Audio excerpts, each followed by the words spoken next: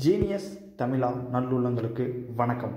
இந்த வீடியோவில் என்ன பார்க்க போகிறோம் அப்படின்னா ரொம்பவுமே ஒரு முக்கியமான தகவலை பற்றி தான் பார்க்க போகிறோம். அதனால் இந்த வீடியோவை யாருமே ஸ்கிப் பண்ணாமல் ஃபுல்லாக பாருங்கள்.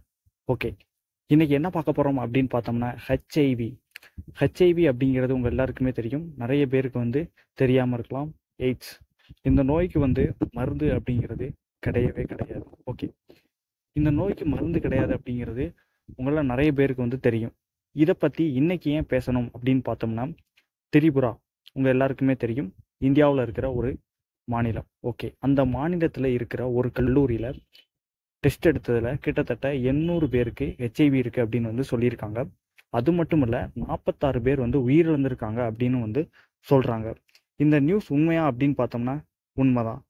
என்ன காரணம் அப்படின்னு பார்த்தோம்னா, அந்த மாணவர்கள் போதை ஊசியை அடிக்கடி யூஸ் பண்ணியிருக்காங்க. அது மட்டும் இல்லை, ஒரே போதை ஊசியை திரும்ப திரும்ப யூஸ் பண்ணதுனால ஹெச்ஐவி பரவிருக்கு. இந்த ஹெச்ஐவி அப்படிங்கிறது பாலியல் ரீதியாகவும் இந்த மாதிரி ஊசிகள் மூலமாகவும் பரவுது. அதனால தான் சொல்லுவாங்க, ஒருத்தர் போட்ட ஊசியை இன்னொருத்தர் போட மாட்டாங்க. இப்போ இந்தியாவில் அந்த நடைமுறை நடந்துக்கிட்டு இருக்கு. ஓகே, ஏன்னா நம்மகிட்ட இருக்கிற நோய் அடுத்தவனுக்கு போயிடக்கூடாது. ஓகேவா ஃப்ரெண்ட்ஸ்? அதுதான் இன்னைக்கு திரிபுராவில் நடந்திருக்கு. என்ன அப்படின்னு பார்த்தோம்னா, டெஸ்ட் பண்ணதில் கிட்டத்தட்ட 800 பேருக்கு ஹெச்ஐவி இருக்குது அப்படின்னு சொல்லியிருக்காங்க. கிட்டத்தட்ட 47 பேர் உயிரிழந்திருக்காங்க. அது மட்டும் இல்லை, 2007 2024 வரைக்கும் கணக்கெடுத்ததில் கிட்டத்தட்ட 828 மாணவர்களுக்கு ஹெச்ஐவி இருக்குது அப்படிங்கிறத அந்த மாநில அரசு சொல்லியிருக்காங்க. ஓகே, இதுக்கு காரணம் அப்படி என்னன்னு பார்த்தோம்னா, இந்த ஒரு விஷயம்தான் காரணம் அப்படின்னு சொல்லியிருக்காங்க.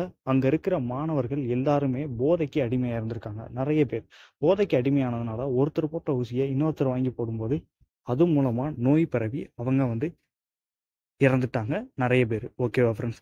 அது மட்டும் இல்லை, இந்த நோய் பரவுறதுனால அவங்கள இனிமேல் சமூகத்தில் ஒரு மாதிரியாக பார்க்க ஆரம்பிப்பாங்க. ஏன்னா நான் என்ன சொல்கிறேன் அப்படின்னு பார்த்தோம்னா, மற்ற ஒரு காய்ச்சல் அந்த மாதிரியான இதுக்கு கூட மருந்து இருக்குது. ஏன் புற்றுநோய்க்கு கூட மருந்தை எப்படி சொல்லலாம் அப்படின்னா, உடம்பை குணப்படுத்த முடியும் அப்படின்னு சொல்கிறாங்க ஆரம்ப கட்டத்தில். ஆனால் இந்த ஹெச்ஐவி அப்படிங்கிறது ஒருத்தருக்கு வந்துருச்சு அப்படின்னு பார்த்தோம்னா அது கடைசி வரைக்கும் அவங்களோட தான் இருக்கும். இதை யாராலையுமே தடுத்து நிறுத்தவே முடியாது. இதுக்கான மருந்தை ஏன் கண்டுபிடிக்க முடியல அப்படின்னு பார்த்தோம்னா, ஹெச்ஐவி அப்படிங்கிறது டிஎன்ஏ ஆர்என்ஏ அப்படிங்கிறது உங்களை நிறைய பேருக்கு தெரியுமா என்னன்னு தெரியல. டிஎன்ஏ அப்படிங்கிறது ஒரு மரபணு அப்படின்னு சொல்லுவாங்க. 2 விதமான மரபணு இருக்குது, டிஎன்ஏ ஆர்என்ஏ. இந்த ஹெச்ஐவிக்கு மருந்து கண்டுபிடிச்சிட்டோம் அப்படின்னு பார்த்தோம்னா, அது டிஎன்ஏ வச்சு நம்ம மருந்து கண்டுபிடிக்கும் போது அது தன்னோட மரபணுவை ஆர்என்ஏவாக மாற்றும். இப்படி மாற்றும் போது நம்மளால் ஒரு நிலையான மருந்தை அதுக்கு கண்டுபிடிக்கவே முடியலை. இதுதான் அதுக்கான ரீசன். நான் என்ன சொல்கிறேன் அப்படின்னு பார்த்தோம்னா, போதைப் பொருளை ஊசி மூலமாகவும் சரி எது மூலமாகவும் சரி நீங்கள் பயன்படுத்தாதீங்க. ஏன்னா போதை அப்படிங்கிறது ஒருத்தருக்கு சுகத்தை கொடுக்கும், ஆனால் பிற்காலத்தில் அவங்களுக்கு ரொம்ப மிகப்பெரிய வலியை கொடுக்கும். நான் கேட்டுக்கிறது என்ன அப்படின்னு பார்த்தோம்னா, நம்ம சப்ஸ்கிரைபர்ஸ் யாராக இருந்தாலும் சரி போதைப் பொருளை யூஸ் பண்ணாதீங்க. இந்த நியூஸ் ரொம்பவுமே ஒரு முக்கியமான ஒரு நியூஸ். அதனால் நான் உங்களுக்கு இன்ஃபர்மேஷன் கொடுத்துருக்கேன். இந்த வீடியோ நிறைய பேருக்கு ஷேர் பண்ணுங்கள். அப்போ தான் எய்ட்ஸ் பற்றிய விழிப்புணர்வு மக்களுக்கு வரும். இந்த வீடியோ உங்களுக்கு பிடிச்சிருந்துச்சி அப்படின்னா கண்டிப்பாக சப்ஸ்கிரைப் பண்ணுங்கள். மறக்காமல் நம்ம ஜீனியஸ் தமிழா சேனலுக்கு சப்போர்ட் பண்ணுங்கள். தேங்க்ஸ் ஃபார் வாட்சிங்.